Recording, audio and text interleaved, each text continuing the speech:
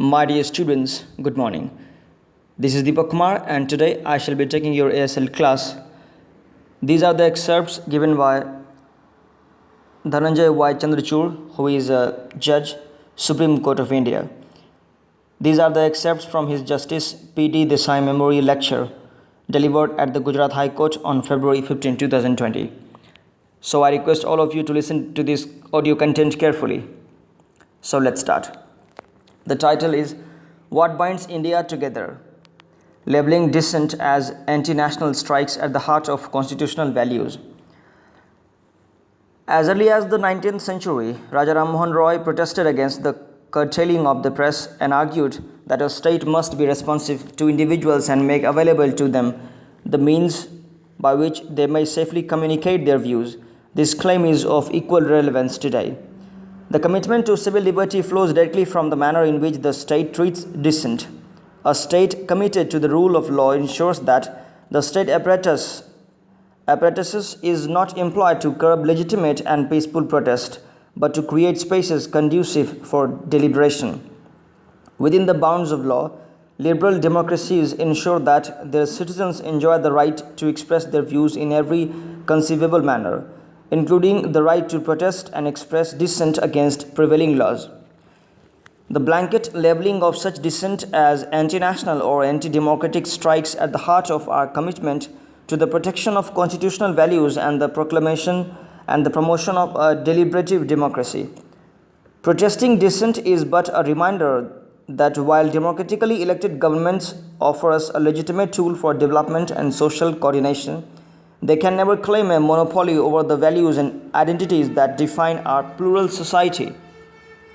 The employment of state machinery to curb dissent instills fear and creates a chilling atmosphere on free speech which violates the rule of law and detracts from the constitutional vision of a pluralist society. The destruction of spaces for questions and dissent destroys the basis of all growth, political, economic, cultural, and social. In this sense, dissent is the safety valve of democracy. The silencing of dissent and the generation of fear in the minds of people go beyond the violation of personal liberty and a commitment to constitutional values. It strikes at the heart of a dialogue-based democratic society which accords to every individual equal respect and consideration. A commitment to pluralism requires positive action in the form of social arrangements where the goal is to incorporate difference, coexist with it, allows it a share of social space. There is thus a positive obligation on the state to ensure the deployment of its machinery to protect the freedom of expression within the bounds of law and dismantle any attempt by individuals or other actors to instill fear or chill free speech. This includes not just protecting free speech but actively welcoming and encouraging it. The great threat to pluralism is the suppression of difference and the silencing of popular and unpopular voices offering alternate or opposing views. Suppression of intellect is the suppression of the conscience of the nation. This brings me to the second threat to pluralism, the belief that homogenization presupposes the unity of the nation. A united India is not one characterized by a single identity devoid of its rich plurality, both of cultures and of values. National unity denotes a shared culture of values and a commitment to the fundamental ideals of the Constitution in which all individuals are guaranteed not just the fundamental rights but also conditions for their free and safe exercise. Pluralism depicts not merely a commitment to the preservation of diversity but a commitment to the fundamental postulates of individual and equal dignity. In this sense, pluralism furthers the basic postulates of the Constitution and nourishes and provides content to the goal of national unity.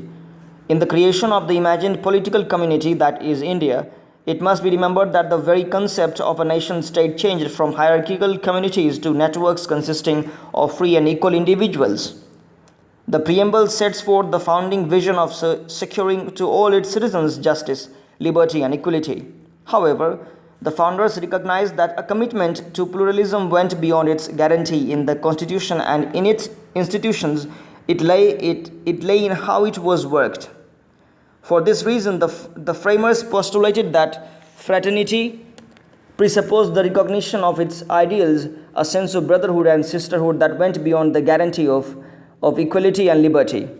Dr. Ambedkar put it eloquently when he said that without fraternity, liberty, and equality could not become a natural course of things. It would require a constant constable to enforce them. Fraternity can only be realized when there exists a nation where different groups do not merely coexist but also share a common thread of tolerance, love, respect, and affection. For example, the Rakhi protest called by Rabindranath Tagore prevented the partition of Bengal, with people exercising a token of solidarity and harmony. What is of utmost relevance today is our ability and commitment to preserve, conserve, and build on the rich pluralist history we have inherited.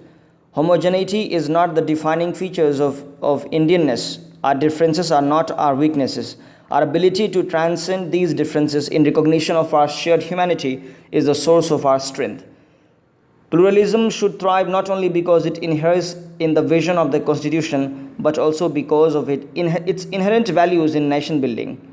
India is a subcontinent of diversity unto itself. It has been for centuries a land of vibrant diversity of religion, language, and culture. Pluralism has already achieved its greatest triumph, the existence of India.